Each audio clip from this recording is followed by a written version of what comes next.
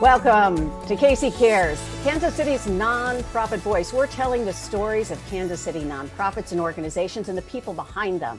I'm Ruth Baum-Biggis, and Casey Cares is proudly sponsored by the Ewing Marion Kauffman Foundation. You know, in the game of football, as with any sports, stats are vitally important. So by way of introduction with our guest, I want to tell you some really exciting stats that you might not know associated with football.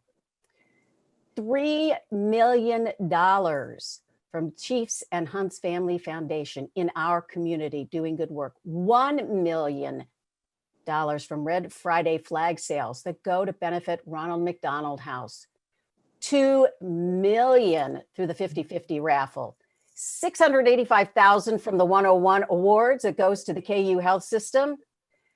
Oh, almost 900,000 meals donated through Chiefs Kingdom Food Drive. Who are we talking about? Of course, our world champion Kansas City Chiefs. And we're honored to have back on the webcast, Mark Donovan, who is president of the Chiefs organization. Welcome back, Mark. Thank you. It's good to be back. Good to see you. Good to see you. And boy, does a year change things. We had sat down a year ago. We were out in your office. Then we went on and won this fantastic Super Bowl and made it, the team made it about as exciting as you could get. And you were doing all these great things. And now here we are in this lockdown world. But that has not stopped the organization from making an impact in the community. Bring us up to speed, kind of what's cooking, what's going, and the focus of the Charitable Chiefs. Yeah, well, thank you. I appreciate being on, and I appreciate having the opportunity to speak with you and talk a little bit about what is going on. That's a tough question to answer this year because everything is different and everything is a challenge. And I hesitate to talk about our challenges because I know everybody out there has been challenged.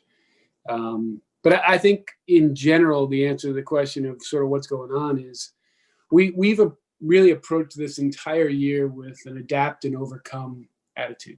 Like we knew it was going to be challenging. We didn't know all the challenges that were going to face us, but we knew there were going to be some challenges. So we just kept coming at every single issue with, okay, how do we adapt? How do we overcome? And how do we continue doing what we do? And I would say that's across our entire business and our football team, not just the charitable side. But that consistency is really important. No matter what the issue is, whether it's dealing with getting fans into our stadium safely, whether it's making sure our guys are traveling and being tested and given every opportunity to be able to be safe playing the game, coaches, players, etc., or whether it's continuing to do the things we do off the field. And we've had to adapt and overcome off the field as well. So when you look at the things we've done, one of our focuses has been try to continue to do everything we've done, try to continue to support the people, because I think it's pretty basic math, but the need's even greater now. And these challenges, they're affecting all of us, and they're affecting all the people that we typically benefit. So instead of just taking, I don't want to say the easy way out, but instead of taking the attitude of it's just too hard this year with other priorities, we're just going to back away. We've really tried to take every one of these and say, okay, how can we adapt and how can we overcome? And it's created great opportunities, like what we've done with voting. It's created the challenge for our team to get really innovative and creative, to do things like we've done with our CWO with the drive-through baby shower, and just trying to adapt and trying to overcome and trying to continue to be consistent with contributing to our community. Well, on top of coronavirus, of course, which is a big enough challenge in and of itself, we had the whole racial inequity, and then you have the economic impact. I want to go back, if we can, to really what I would say are some basics 101 of Chiefs community work. And you really work in 4 buckets. Can you talk about those?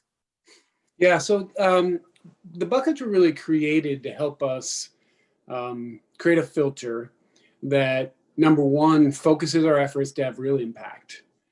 And number two, selfishly, to have the ability to say no. It's so hard with all of the causes that come to us, and we're not alone. I was talking to one of our big donors yesterday about just how much they're approached. Every cause seems to be a really good cause. So a filter helps us say, okay, does it fit our filter? If it does, how can we activate? And if it doesn't, it's the ability to go back to those people who have a good cause and say, I'm sorry, it just doesn't fit where our focus is. And our intent with that is that the focus leads to greater impact. So we've focused on hunger in the community. We focused on children who are in crisis. We focused on education. And those are big focuses for us. The fourth bucket is kind of a catch-all, which is really just a way for us to be able to deal with situations as they come up. For instance, voting. Voting wouldn't be in any of those buckets, but we spent an enormous amount of resources, an enormous amount of financial resources to support a platform that we believed at the time would create an opportunity to bring this whole community together and play a part in a really important time in our community. And really proud of the work that was done there, really proud of the team and the effort they put forth. And, it's good to be able to sit here today and just talk about how successful it was, because there were definitely days in the middle of the challenge of getting that voting program up and running when we didn't know if it was going to actually work. And to be able to sit here today and be able to recall just what a success it was, and not only a success today, but a success going forward, and hopefully have impact over the next decade in this community.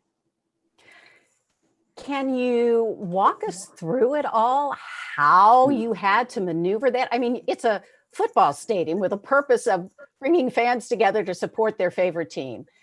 Yet here's this big, box, as it were, that you kind of flip the whole purpose of it. And I'm sure it was tough to maneuver that. So can you give us a little insight how that, new players you had to deal with, I guess? Yeah, new players for sure. Going back to that adapt and overcome theme, this was probably the biggest example of educate and overcome. We sat down with our players and talked about social justice initiatives, talked about impact we could make in the community. And one of the best things that came out of those meetings was a commitment and a belief that we could have more impact in our community if we worked together. That we needed to find a platform that we could all get behind.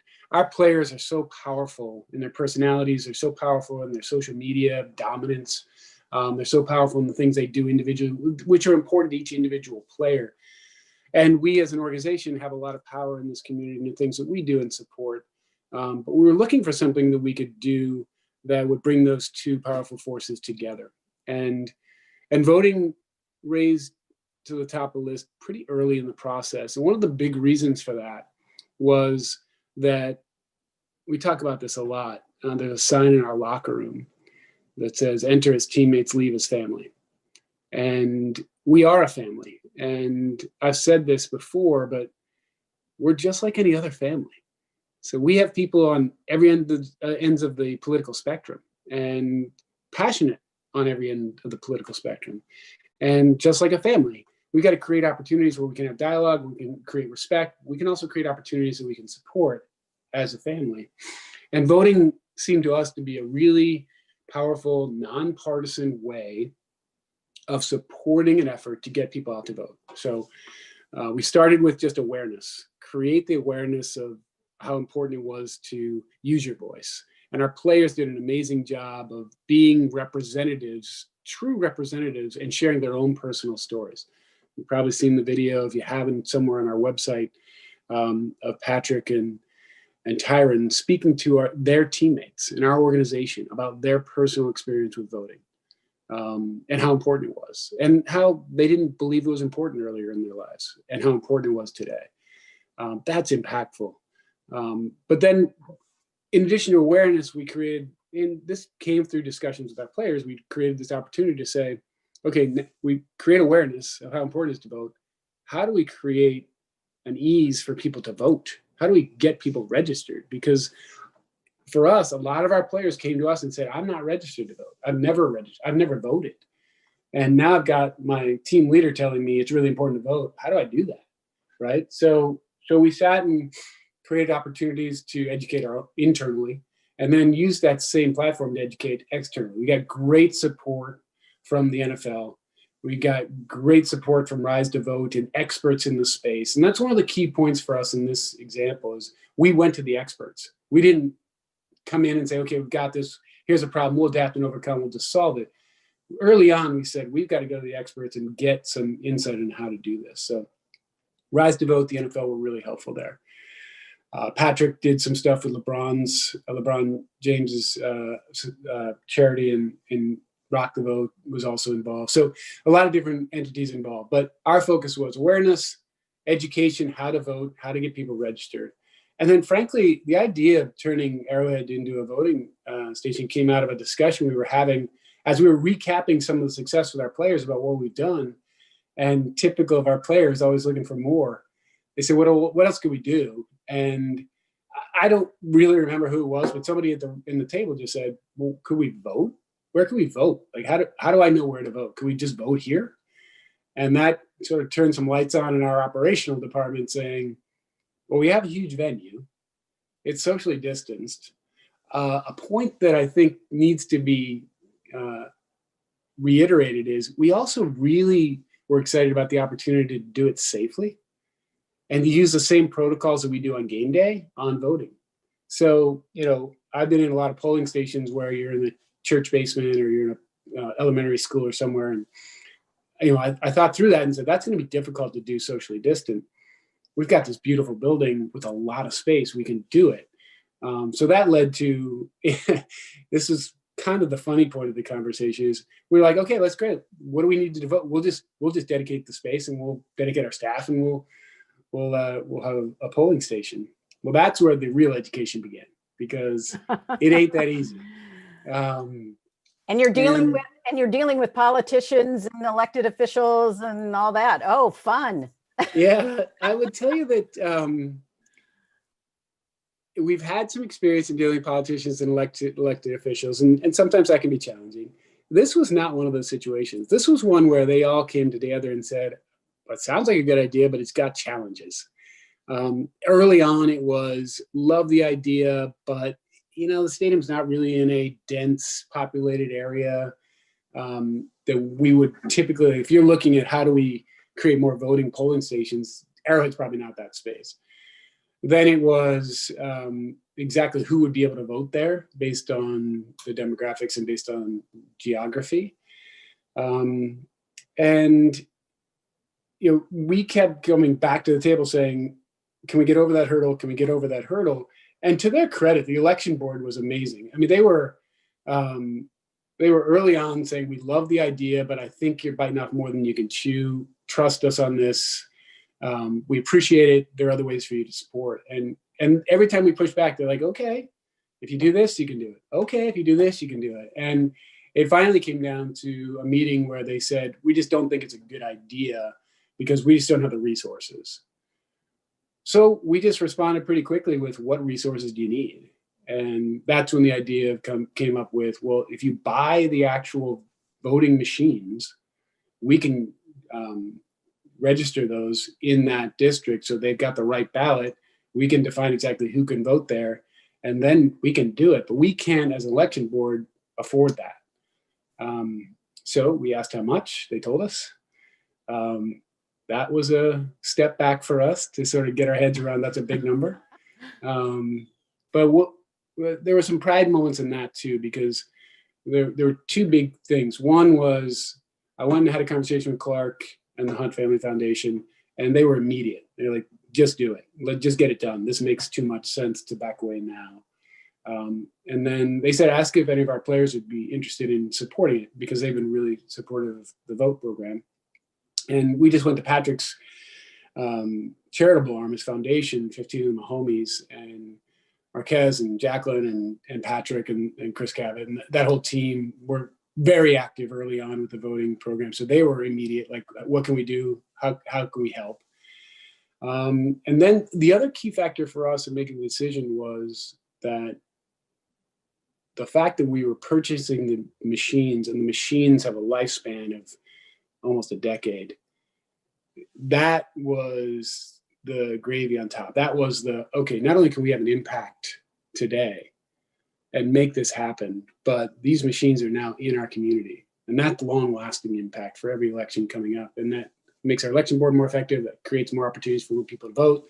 And that was really powerful for us. So it was a quick two meetings and 2 phone calls. And then we went back, and I remember, I think the election board was a little bit shocked when we came back and said yes, and sort of kicked everything into gear. We had to get the machines programmed, we had the machines, ordered and here, and then the real fun began, because then we just, we operated the way we operate. So that's a pride point for us, is we turned that stadium into a polling station, and I think it was probably the most effective and efficient polling station I've ever been around. And that's a credit to our team, that's a credit to the cooperation with the election board, and it was a really, really proud day for us.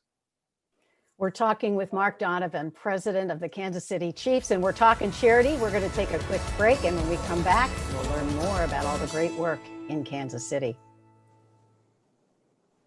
We're back with Chiefs President Mark Donovan, and we're talking about voting and that incredible opportunity that, because of the things going on in the world, talk a little bit about that.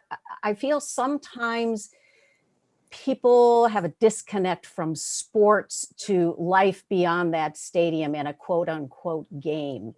And here you seized an opportunity. So how does that play into everything that you're doing charitably? Yeah, I think that goes back to our foundation belief that came from Lamar. Like, he was very focused on being active in the community. If you think about moving the team from Dallas to Kansas City, working with Ro Bartle, working with Jack Stedman at the time, the whole campaign with Redcoaters, developing Redcoaters so we could sell enough season tickets so we could bring the franchise here. He was very focused on being an active participant in this community. And you saw that with his investment in Worlds of Fun and Oceans of Fun. You saw that in his investment in HUD Midwest Industries, and Subtropolis and the things that are out there, and the real estate development that he's done in this city. And he also was very focused on how do we support the community charitable wise. And so that's, it's definitely something that we drive off of, but also gives us a lot of confidence in knowing that if we can identify the right things to have an impact in our community, we'll get support from the Hunt Family Foundation, because it's part of how they've structured this organization. We challenge our organization, our employees, to be active in the community. We challenge our players every single beginning of the season. The first meeting we have with our players at training camp, Clark speaks to the players and he educates them on the history of this franchise and how important this piece is. And he personally challenges the players and coaches to be active in this community. And he explains it as it's a responsibility.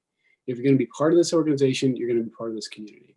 And let us know how we can support you to provide funding and support to the issues that are important to you. So it's a multifaceted approach, but it's one that's core to our organization. And when you're faced with challenges like we faced this year with social unrest and all the things that have happened, COVID, it as we've talked about it creates all kinds of challenges. But I go back to that confidence of saying, we've got a lot of things on our plate right now to make sure we can host games, win football games, continue to successfully operate our business. It's just important to this organization that we continue to support this community. So that doesn't fall by the wayside because we have other challenges, unprecedented challenges.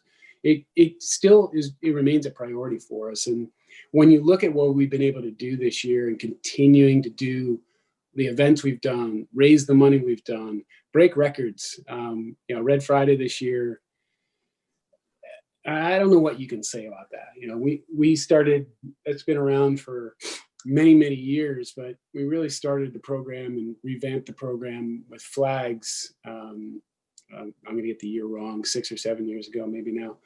And it just sort of flipped that whole program from being something that we do because it's tradition to being something we do that has a real measurable impact on the community.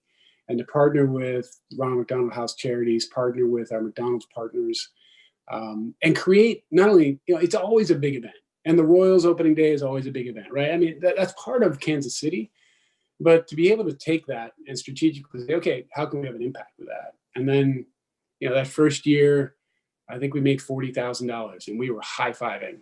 And then all of a sudden we made 100, and then 200, and then 400. And then a couple people in our marketing team got this sort of bright-eyed look and said, how do we get to 1 million? And there were a lot of people in that meeting said they're crazy. But to be able to sit here today and say we raised over $1 million in one day for this community that goes right to our Ronald McDonald House, it impacts children and families throughout this whole region. When you really tell the whole story, it makes those hard days working for a sports franchise when maybe you're not being real successful a little easier, and I think it creates some pride amongst our fan base. Well, absolutely, and you couldn't get a flag. I mean, I literally drove to a couple of McDonald's, and it's like, sorry, we're out. We're out. So I did get one. It's hanging out front. So I'm awesome. I'm happy to support Ronald McDonald and the amazing things that they do. The pandemic, for in your core business of playing football, winning games, going to Super Bowls, is there. What has the pandemic allowed you to do on the charitable side? We talked about voting, which was immense. And by the way, how many people ended up voting out at Arrowhead? Do you have any numbers? A little over 2,000, I think 2,200, 2,400, which was about what the election board told us. That was sort of their high number. We really had no idea what it was going to be like, given it was brand new. But I would tell you this, and I felt it when I worked there that day, and we had a number of staff people work the whole day there. But talking to the election board that day, they were very focused on this. We could do 10 times that out there effectively. So I think in the future, when it makes sense, we're going to do it again and have even more people. That's fabulous. Again, I know there's some new directions, some new opportunities that you've seized. If you can share with us, I know Inspire Change seems to be kind of this whole, again, bucket. What are the other things you've been able to do? And go ahead and brag. That's what this is about. We want to hear the good you're doing in the community. Well, if I start bragging, I'd be bragging on our people because they are really dedicated to doing the right thing in the community and doing it really effectively. And I would brag on our fan base. I mean, that $1 million I talked about with our Red Friday flags, that doesn't happen without fans. That doesn't happen without passion. And being a world champion flag helps. But without that passion, none of this happens. So I would start there. I'd go back to the adapt and overcome. So we sat down and we said, what can we do to impact change and have a positive impact on social change and the things that are happening in our community? The first thing we focused on, our priority, we all agreed on, was voting, and we've talked about that. The second thing we identified was how can we, and this was more, this is a bit of a combination of the social unrest that was going on, but also COVID and the impact it was having on small businesses in our urban core. So again, we reached out to the experts. We're currently working with LISC and with AltCap to try to identify a few local minority-owned businesses in our community that we can provide funding to help them get through these difficult times. And talk with our players about that, how they can help through their social media power and also financially. So small business, minority-owned businesses in Kansas City was the second sort of focus. And then we came to our third focus by, it was a really good discussion about, it's really easy in those meetings to get sort of forward thinking, what new can we do? And we took a step back and said, let's not forget the important work that we do and the challenges that they are now facing because of COVID. And we kind of doubled down with our promotion and our partnership with City or Kansas City. So as you and I have talked in the past, it's something that I personally am a huge believer in for all kinds of reasons. It's something that the Hunt Family Foundation has been extremely supportive. They receive the largest financial beneficiary donation from the Hunt Family Foundation in this region every year. It shows that we really believe in them, and it's measurable. And we said they've got a whole new level of challenges on top of a very challenging situation. How can we impact that? So we've worked with Dr. Bedell and the school district on their initial plan to make sure that the kids were getting fed. We worked with them to make sure that they had the technology in their schools to be able to create places where these kids in these communities could go and actually be online to learn virtually.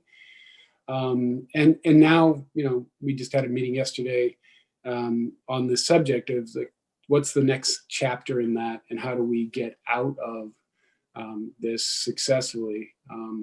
As you probably read, KCPS is going to delay until April, being kids in school, and that has a really challenging effect on our communities, for the kids, for the families, for the teachers, and they're going to need our help more than ever. So we continue to try to find ways to help them. One of the ways that the listeners can help is to go to our website and just learn about what we do as City Year.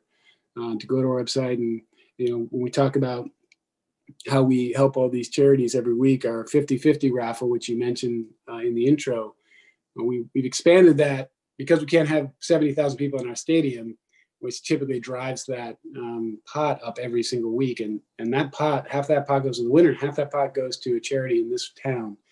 And each week it changes.